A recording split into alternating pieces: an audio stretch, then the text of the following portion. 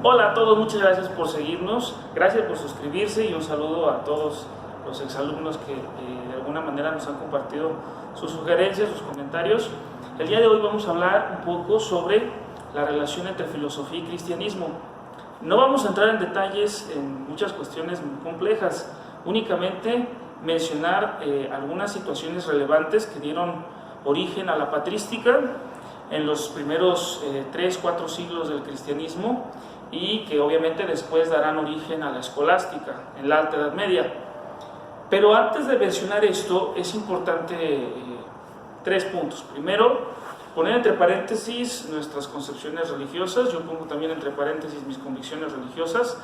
Se puede ser creyente y adoptar una posición poco crítica sobre la historia de la filosofía, y de la misma manera también se puede ser ateo y descartar de tajo todo lo que tenga que ver con religión. Pero en este punto, hablando de filosofía, tenemos que ser objetivos, poner entre paréntesis sí quizás nuestra visión religiosa del mundo, pero tampoco asumir de lleno con una perspectiva tan atea las cosas. ¿Por qué? Porque al final del día nuestra cultura, la cultura occidental, está moldeada sí por la cultura griega, pero también por la cosmovisión judía y la cosmovisión cristiana. Por lo cual, pues los invito a acompañarme en esta navegación filosófica del día de hoy. Lo primero que hay que decir es que Jesús, el Jesús que la cristología llama histórico, la persona que sí existió, de los cuales sí hay datos extra históricos, por llamarlo de alguna manera, no fundó una escuela de filosofía. Jesús no planteó propiamente ideas filosóficas. El Jesús histórico es una persona que tiene lugar en el pueblo de Israel y que desarrolla toda una actividad de enseñanza y también una serie de signos en varios pueblos de Israel, y que en algún punto de la historia pues es condenado por las autoridades judías y muere a manos de las autoridades judías. Podemos decir que pues ese es el dato histórico, un Jesús que sí estuvo, sí existió, sí enseñó y sí murió. Ya la parte que corresponde a la resurrección y lo que eso conlleva lo dejamos al ámbito de la fe. ¿Qué pasó con este Jesús histórico? Bueno, los primeros siglos del cristianismo, la experiencia de vida y la enseñanza que fueron diseminando sus seguidores, en este caso los discípulos que después se llamarán apóstoles, dio pauta al nacimiento de una confesión religiosa nueva dentro del judaísmo y nueva también para la cultura grecolatina. De tal suerte que en los primeros 100 años del cristianismo propiamente no se hace filosofía, se desarrolla una experiencia de vida, una experiencia religiosa, se comparte de manera comunitaria y se realiza una labor de diseminación del cristianismo vía testimonio oral y también a través de la enseñanza escrita. Recordemos las cartas paulinas, entre otros textos relevantes de la época. Pero a partir del siglo II y el siglo III, al momento en que entra en contacto el cristianismo con los pueblos que sí habían cultivado la filosofía, empiezan a surgir interrogantes, cuestionamientos y sobre todo hacia el siglo III, la naturaleza de Jesús, si Jesús realmente es Dios, si Jesús es realmente hombre, etcétera, muchos problemas. Entonces el cristianismo se ve en la encrucijada de si optar por realizar filosofía o por admitir la filosofía o hacerla a un lado tajantemente. Habrá discusiones sobre eso y finalmente se admitió el estudio, el uso de la filosofía, el contacto con la filosofía, para inclusive poder explicar varios de los elementos del dogma cristiano. 4 son los aspectos relevantes en los primeros años del cristianismo que la filosofía tendrá que problematizar y que a su vez el cristianismo pues desarrollará sus perspectivas o conatos de respuesta de manera muy peculiar. El primer tema que nos ocupa es hablar del concepto de Dios. El concepto de Dios es completamente novedoso en el cristianismo. Para los griegos, Dios solamente el primer motor, alguien que pone en movimiento el mundo, pero que no se preocupa por el mundo. Esta era la visión de Aristóteles, o una idea, o que contiene las ideas del mundo, las ideas, la perfección absoluta en el caso de Platón. Pero, ¿qué ocurre con el Dios del cristianismo? Es un Dios creador, sí, pero también es un Dios providente. Es un Dios que una vez que crea la realidad, está al pendiente de ella, se preocupa por ella, y que en ese sentido es un Dios tanto trascendente como inmanente.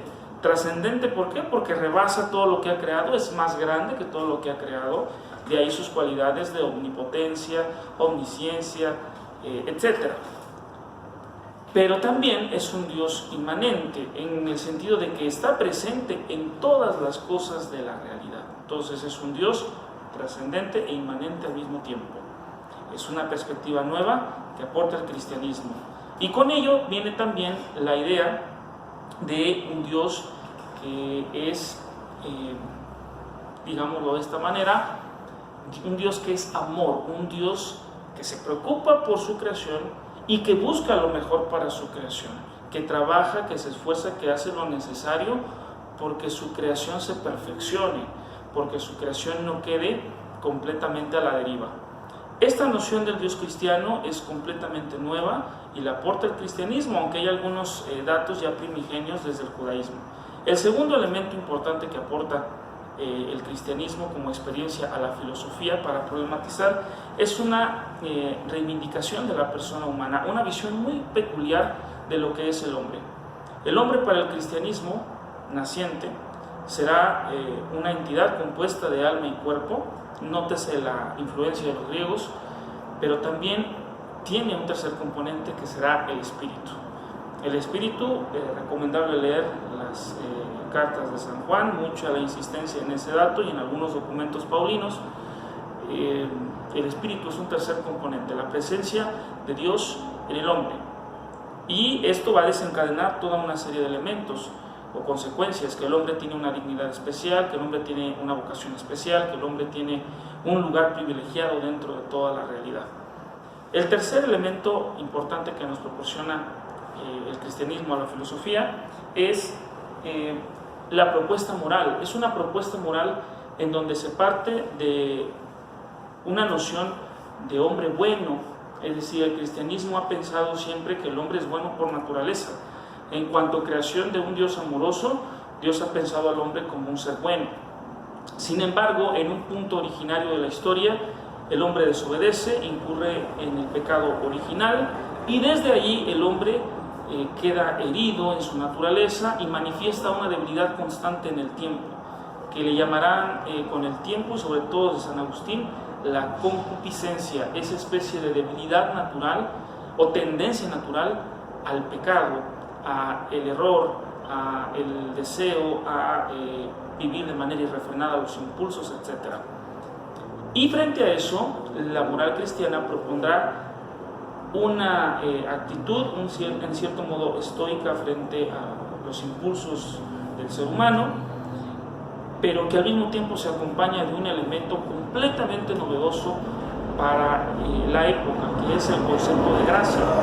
La gracia como esa ayuda divina, ese regalo divino, ese don especial de Dios que le va a ayudar al hombre a vivir con todo y esa debilidad latente en la propia naturaleza del hombre, y que gracias a esa gracia, valga la redundancia, el hombre va a poder no solamente vivir bien y ser feliz, sino que podrá de alguna manera salvarse.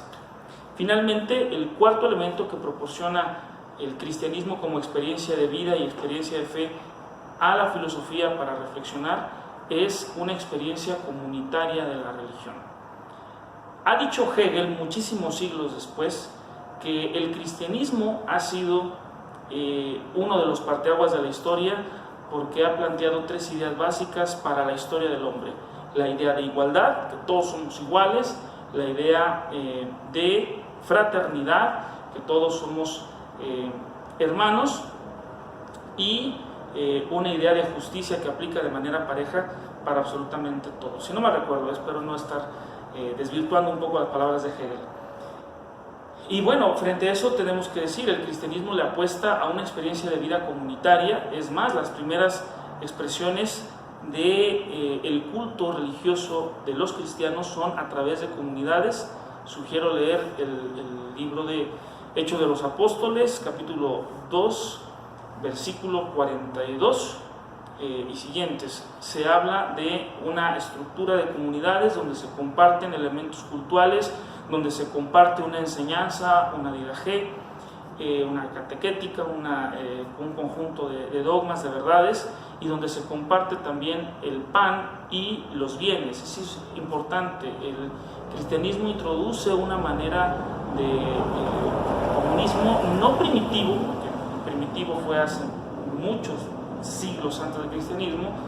Tampoco es un comunismo al estilo marxista, pero sí podemos decir que se vive una experiencia comunitaria de religión, de fe, donde es importante lo que le pasa al prójimo, donde es importante lo que le pasa a mi vecino, y que eso también debe preocuparme y ocuparme. Hasta ahí lo que yo puedo decir en esta ocasión sobre estos aportes de el cristianismo como materia de reflexión para la filosofía, y en ellos veremos centrada la atención de los filósofos de la patrística, cuya cumbre es San Agustín, y más tarde la escolástica, el surgimiento de las universidades de la mano de las órdenes mendicantes, donde tendremos entre las figuras más destacadas Santo Tomás de Aquino y San Buenaventura. Los invito a seguir mi próximo video. Esperamos en nuestra siguiente emisión abordar algunas nociones básicas de lógica proposicional, que es algo que nos están pidiendo. Hasta la próxima.